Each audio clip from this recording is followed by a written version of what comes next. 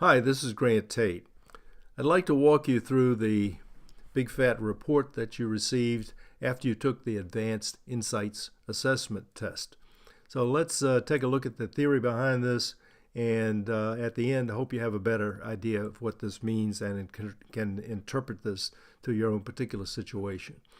The people who developed this test said there were two elements of success: self-awareness and authenticity.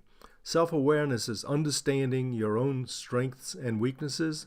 Authenticity is applying those to your particular job or situation.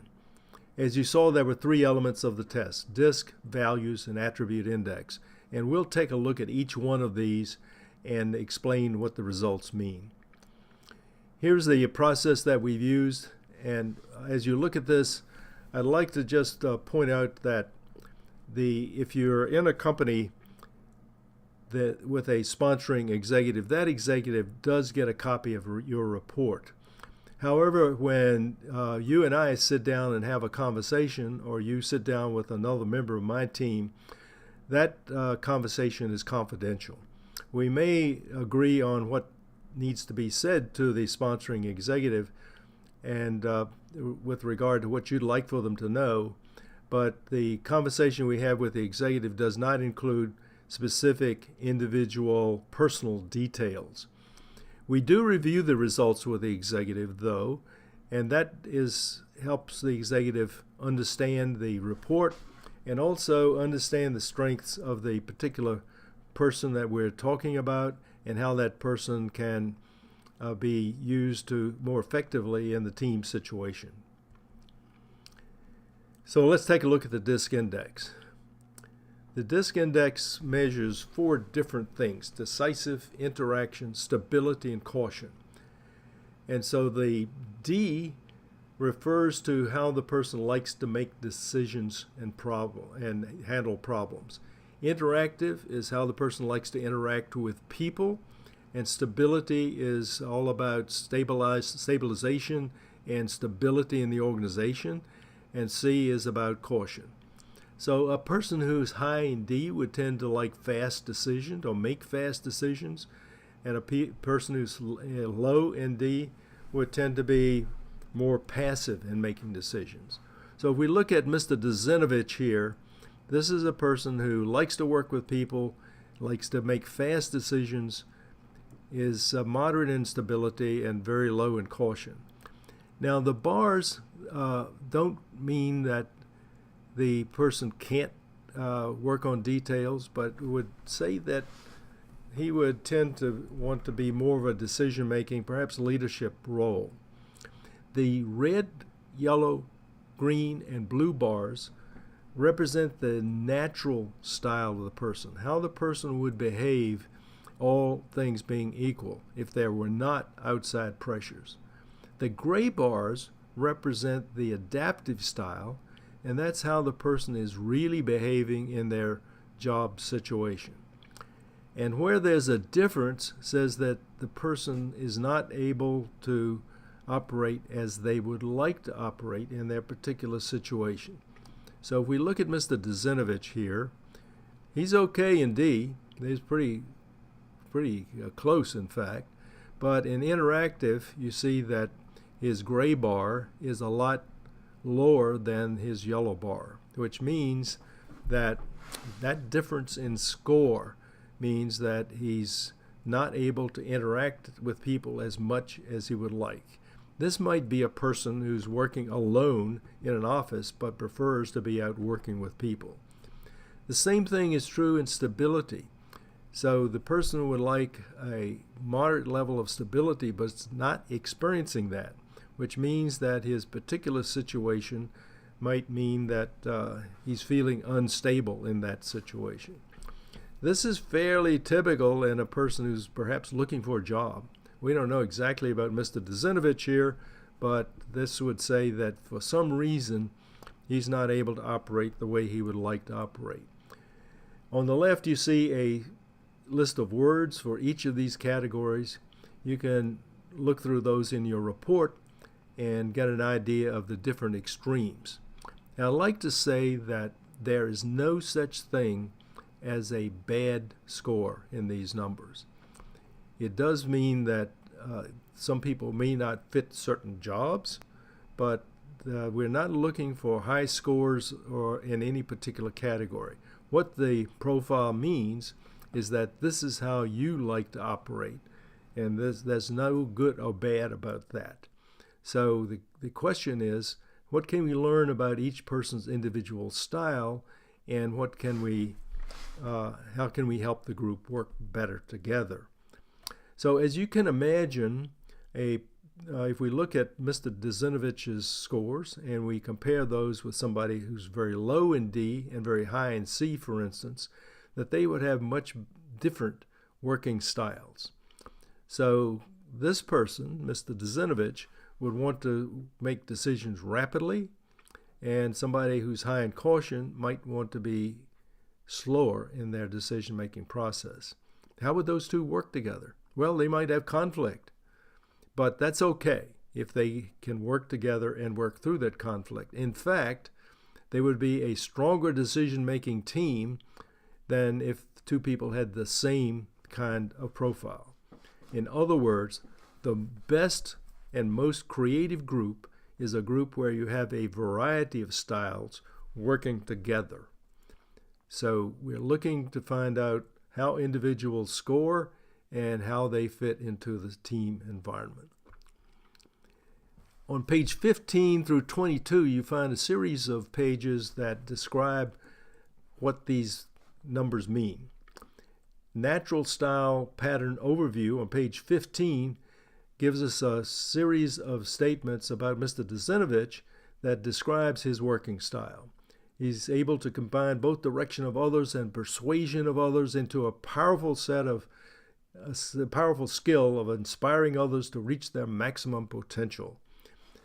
And so as you look through your report, pay particular attention to page 15 because it's very helpful in describing what your overall profile means. The ideas for being more effective is another page that follows closely, and these can be very helpful for you in terms of just comments and statements to help you do your job better. And then we find strength-based insights. This page is particularly helpful to people who work with you to help them and you understand your strengths that you bring to the team.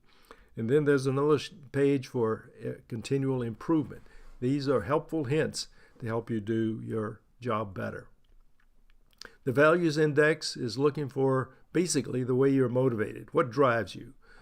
It looks at 7 different categories: aesthetic, economic, individualistic, political, altruistic, regulatory, and theoretical. And we can see here that Mr. Dizinovich is high in individualistic, high in political, and high in theoretical. What do those mean? Aesthetic is all about form, harmony, beauty, and balance. People who are artists tend to be high in that. Economic is about money, practical results, and return. But it's not just about economics. It's important to recognize that people high in economic like to see the results of their work. Individualistic is about the person's independence and uniqueness. So this person high in individualistic has a strong personal drive, and high in political essentially boils down to strength in a group. And then looking at his high theoretical, it's all about learning and of interest in learning. So all altruistic is about helping others. There's a strong relationship between individualistic and altruistic. We've learned after seeing many of these. A person who's strong individualistic and very low in altruistic may care more about themselves than the other people. And the reverse is true. Someone is low in individualistic and high in altruistic. For instance, people in non-profit organizations typically have that profile. Regulatory, sticking to the rules and how well the person is concerned about norms of behavior and structure and routine and such. And so what do we know about Mr. Dizinovich so far? He comes on strong in terms of working with people and making decisions, and he's also strong in a group with high motivation from an individual standpoint. Very interested in learning and very motivated to learn more in a given situation. The gray bars represent the mean. The bar at the center is the mean of all the people ever taken the test, hundreds of thousands of people. And the other two bars are one standard deviation on each side of that.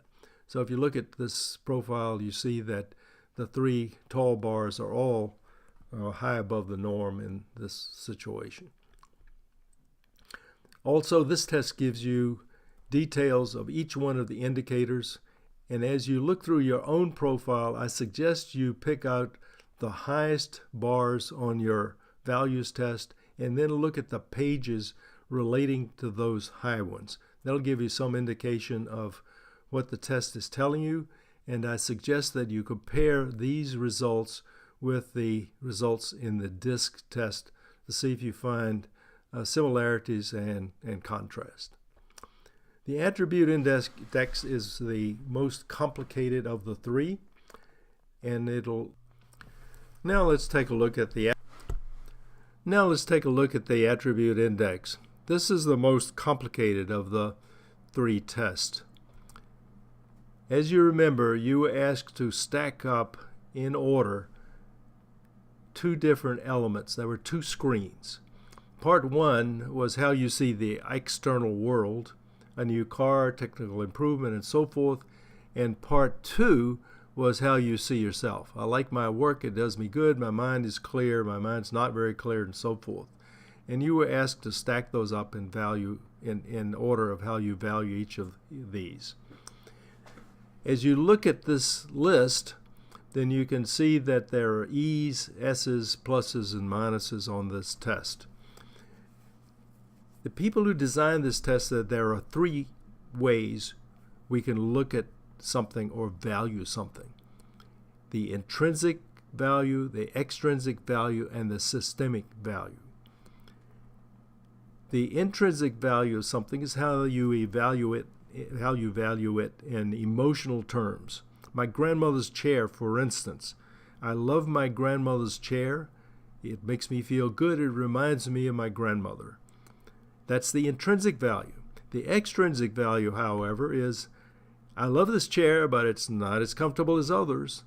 And then the systemic value is how does it fit into the big picture, but it's a really good antique.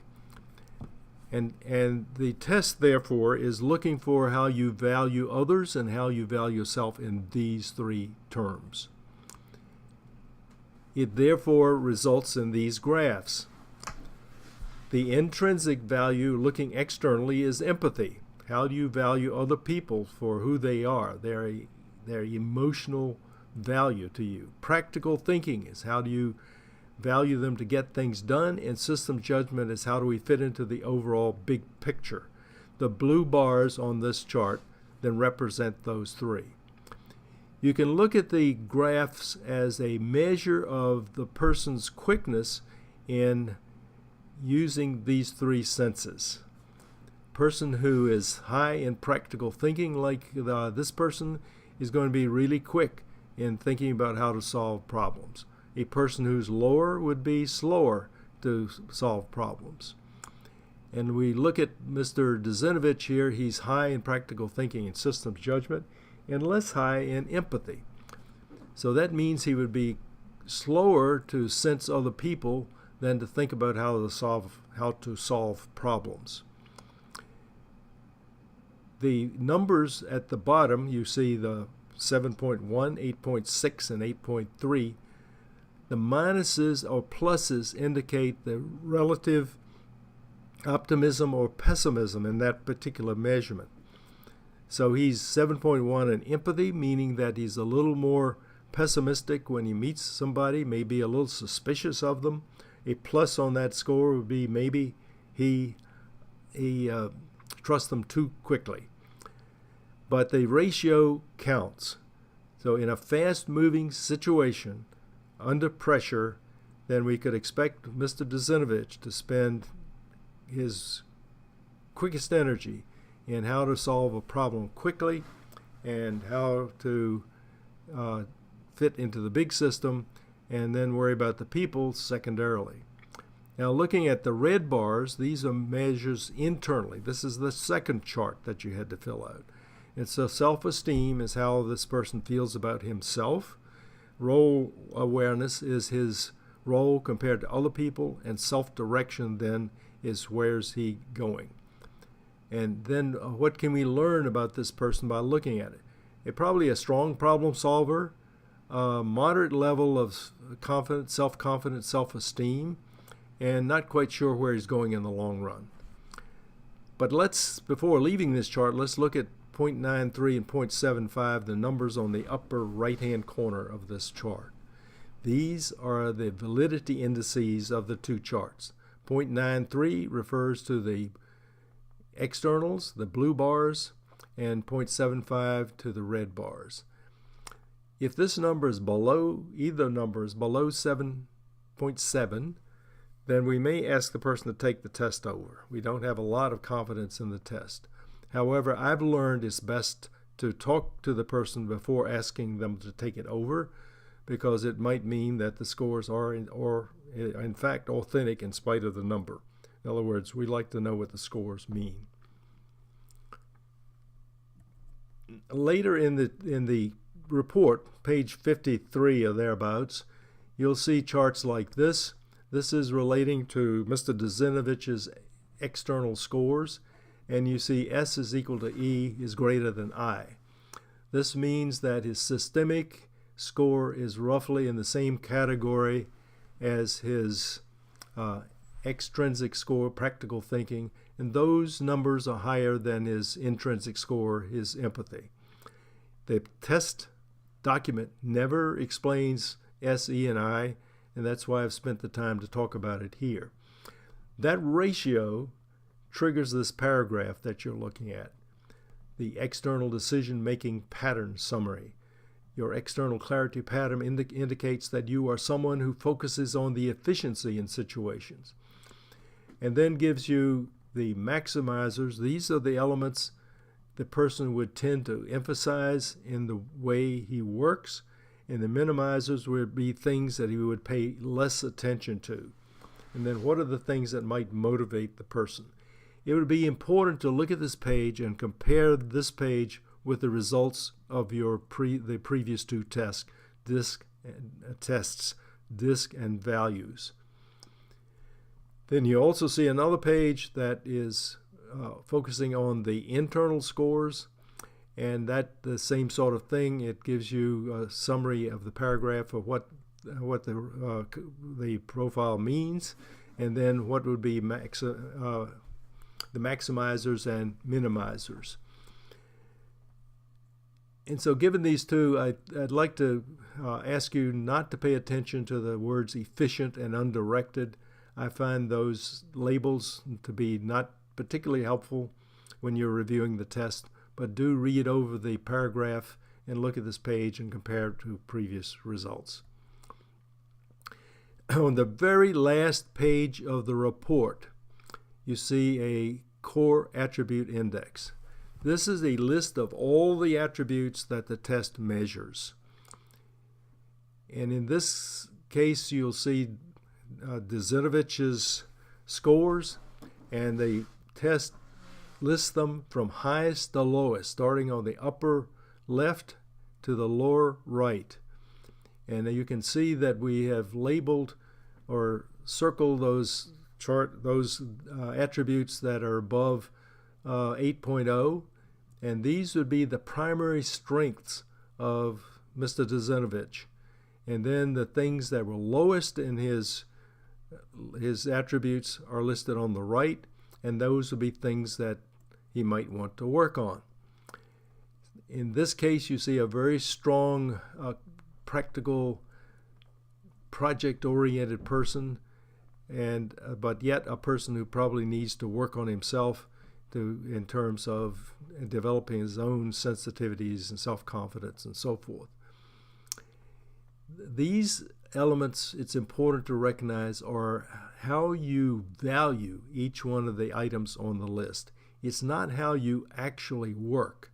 So we see theoretical problem solving as high on the list of Mr. Dezenovich's report doesn't mean that he's really good with that, but we can assume that since that's highest in his capabilities, highest in his values, that does translate into actually applying those to real life situations. Now, also earlier in the report, you find a list of categories called report summary that list the different components in the report. From that last page, we can aggregate those into different measurement sets.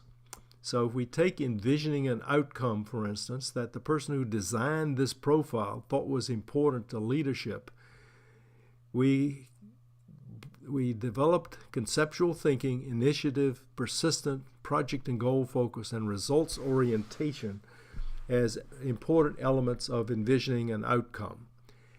These items, conceptual thinking and so forth, are directly from that last page. These are some of the attributes from the last page. And then this report, this page, gives us a graph of each one of those, and also one additional piece of information, and that is the orange bar. And the orange bar is the mean of everybody who's ever taken the test. Therefore, with the attributes listed on the last page, we can design reports that meet a particular needs in a particular job. So I would suggest you read this through and look at what are the elements that would be important to you in your job situation, and they might be things that you need to pay attention to or to work on. So now let's back up and take a 20,000-foot view of Mr. Dezenovich. These are the charts from his DISC values and attribute index. This person is a strong decision maker, likes to work with people, less involved in caution and when things are moving fast, is a strong individual in his own individual strengths, strong political in a group setting, and strong in theoretical, wants to learn. Very involved in getting things done, practical thinking, strong in systems judgment.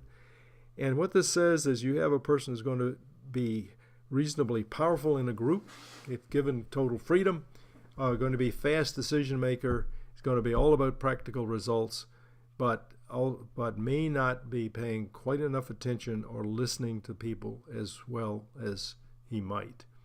So if you're sitting down with Mr. Dezenovich, you would say that you have strong capabilities for leadership. The caution would be make sure you slow down, listen to other people, and try to work with them in a collaborative way. Thank you very much. If you want to have more details, then give me a call or send me an email and be happy to talk to you. Thank you so much.